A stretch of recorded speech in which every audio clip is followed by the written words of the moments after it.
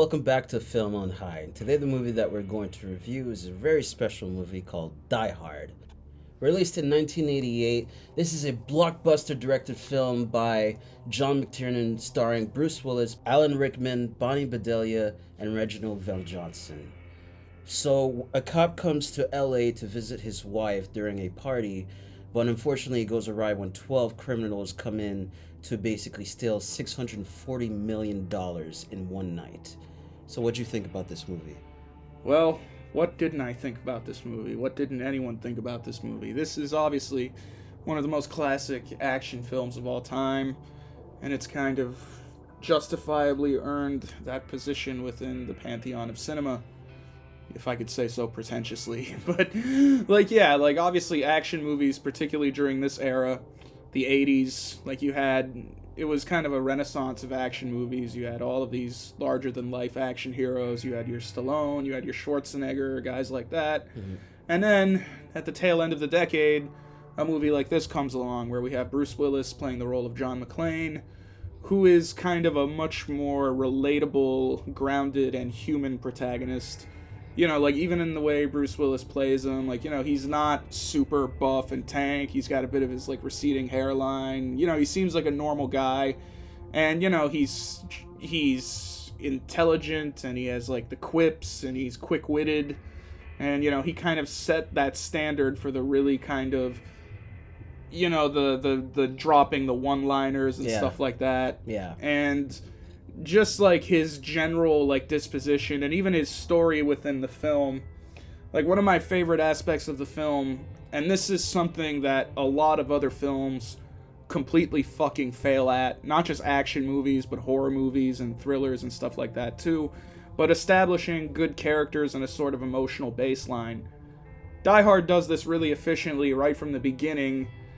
We get a really good exposition sequence where John McClane is being driven to this party, this Christmas party at Nakatomi Plaza, by his driver Argyle, who's been sent there to pick him up.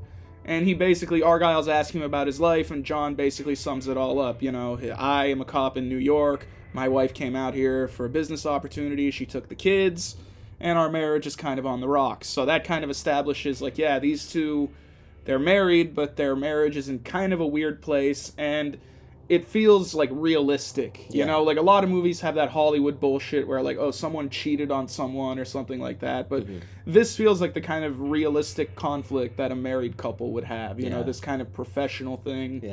Yeah. For me, what I really like about this movie is the general pacing of it all. It only takes about 18 minutes to establish all the characters for you to get all. A lot of action movies tend to take almost double than that, just to establish everything so you care enough about them. This says, fuck it. You get this, you'll care more as we go through the story, because you'll get to see the characters actually shine in this stressful situation. Yeah. So you get that, you get Bruce Willis, but you also get the major villain, Alan Rickman, playing Hans Gruber, where he's the calculating, cold, not your stereotypical villain. Exactly, because again, in a lot of action movies, this idea of the kind of more businessman, sophisticated action movie villain, it had been done before. It wasn't necessarily a completely new concept, but Rickman's approach to the character is truly kind of fascinating. He is sophisticated, and he is, very calculating and intelligent, but at the same time, you get the sense that he's still, violent and capable of, some pretty, he doesn't feel like some weakling who's kind of hiding behind his underlings, Yeah. We do see him getting involved in the action at times, and, it's really, one of the best villain performances, and you're kind of, on a subtle level with, McClane and Gruber kind of facing off with each other. You have John McClane's more kind of gruff New York street cop sort of, he curses a lot and makes jokes, and then you've got Hans, who's the more sophisticated, ice cold. Yeah, exactly. It's a complete contrast of personalities, and it really works very well for the film. And it's interesting too that Alan Rickman, who has passed away now, rest in peace, But I think he was like 41 years old when he played this role, and it was his first film role. Like, he'd done stage work before, but for him to make like his film debut at kind of such a later age and with such an iconic role, you know, it's pretty impressive. And he is definitely a large part of the reason of why this film is so iconic as well, I would say. That's very true. Because, you know, there have been other Die Hard movies, obviously, like, too many, and most people would say, but, like, you know, in terms of the villains, I feel like Hans is the one that comes out on top. Like, they even sort of tried to recreate that in the third movie by bringing in Jeremy Irons to play his brother, Simon Gruber. So, you know, that archetype was so, like, potent in this film, and the way that they sort of framed McClane's battle against him. It's really, like, interesting stuff. And, of course, the action of the film itself being set in this kind of one location, this big tower. Like, on one level, you have the great thing of, like, okay, we're set in, like, one confined place, but the tower, like, provides so many different opportunities for, like, good action set pieces and interesting, like, little things. It's a great sort of environment to set this kind of film in. When was Home Alone released? After this, I think, like, 1990. Okay, that is clearly so yeah, Home Alone is kind of like Die Hard with a child. Well, because that's what I mean. This film was so inspirational. Like, I even said in another one of our reviews that Die Hard almost spawned, like, its own mini genre in a way of, like, people kind of trapped in one place and, like, having to fight against, like, an invading force or an occupying force or something like that. And like, and you know, the terrorists are great too. Like, the other, like, besides Hans, probably the most visible terrorist in the film would be Carl, who's kind of the right-hand man, and he's sort of the more physical and brutal kind of guy. He's kind of like the enforcer, the guy who goes out there and gets stuff done. And, like, he's a really great presence just in terms of, like, you know, you've got to give McClane, like, an antagonist that he can really, like, get straight up, like, violent with and fight. And Carl really provides that for the film. And it's great when they have finally the final confrontation. The line that he just delivers, you know, that was business. Yeah, well, we're both professionals. This is personal. Yeah, exactly. That's a great line. That's a great line. And then just Willis being like, And a great performance. Poof. Yeah, great performance from the late Alexander Godunov, who's also passed away. I think he was like a ballet dancer, which is interesting. But yeah, he plays this so menacingly and really great, like, physicality. He gets into it, and just like the way his character is, like, you know, the long blonde hair, he's got, like, that sinister energy. Like, I feel like that sort of character has been imitated in a lot of movies as well. Oh, goddamn, yeah. Yeah.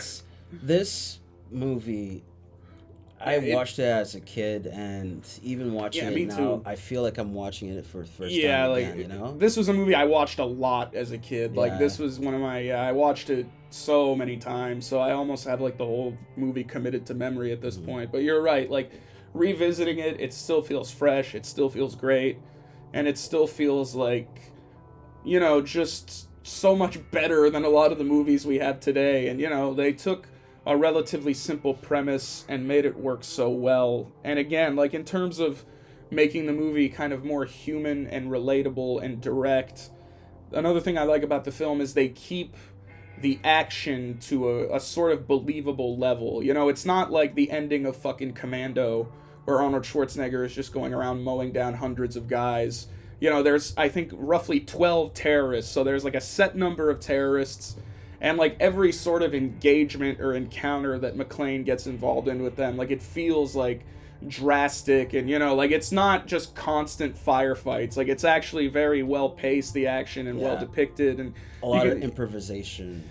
Yeah, in terms of character building, you know? Exactly, and just, like, believable. Like, that's kind of an issue I have with a lot of action movies. Like, it just becomes, like, an endless, like, killing tons of guys. But this movie actually gives you a believable premise of, okay, we've got this one guy, he's got, like, this number of people against him, and it's also interesting that when McClane becomes aware of this situation, the terrorists, you know, well, terrorists, but these guys breaking into the building, his first response is not necessarily to engage them and start attacking them, but instead he tries to escape to a safe location and report it to the police for backup.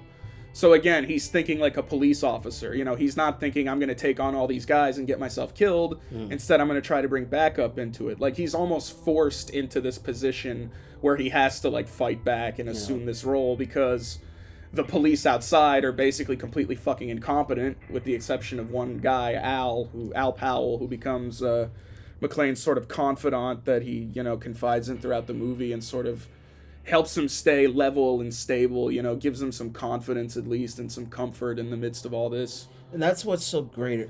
Again, I will not stop saying what's so great about this film is that the relationship with him and Al Powell. You get to see Al Powell being called up after Willis McClane calls up the cops and says like, "Hey, I'm just in serious trouble right now. Please send somebody right now." So then they hear fire shots. They then decide, all right, let's send Al, just one cop, just to check it out. He checks it out, and you see how lucky he is that he almost got shot had he kept walking past the elevators. There was one guy already waiting there for him. Yeah, and so exactly. McClane looks at that, he gets back after killing 2 other guys, and he's just like, I'm going to have to make this drastic because... Yeah, he throws the body onto the car. Well, yeah, that's the thing about McClane, too. Like, he also is kind of... He definitely has, like, moments where he's willing to do some pretty crazy stuff. Yeah. But again, like, you could almost... It's interesting to contrast McClane to someone like, let's say, Martin Riggs from Lethal Weapon, played by Mel Gibson. Like, that character is much more over the top, and, you know, he's, like, the ultra badass. Like, he was the most badass soldier, and, you know, he fucking can kill everyone, and he's so cool. But in this movie, like, you know, it's not quite that. Like, McClane definitely has those kind of crazy gonzo moments where he does some pretty extreme things.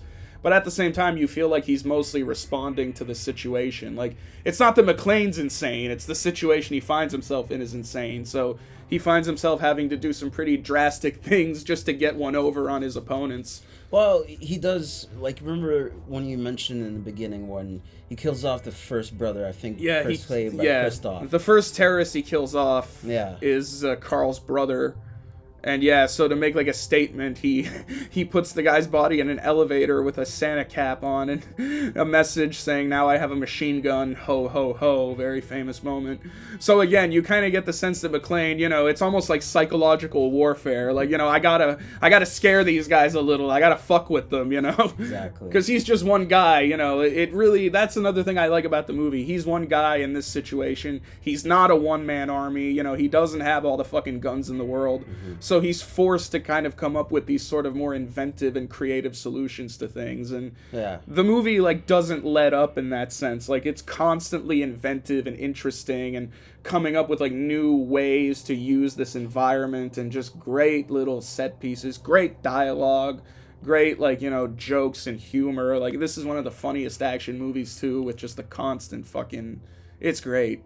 Speaking of great dialogue, you know, there was a scene that you mentioned when Hans goes to check out the power supply or whatever, and he gets caught by McClane, and he tries to pass off as an American in that scene. Yeah, one of the hostages. You had mentioned that it was not actually in the movie at first. Well, yeah, I don't think that was something that was in the original script, but they realized that Alan Rickman could do an American accent, so they decided to write that scene in. And it was a good idea because it gives you like a chance to have the two, like the hero and the antagonist, meet face to face instead of just talking over the radio.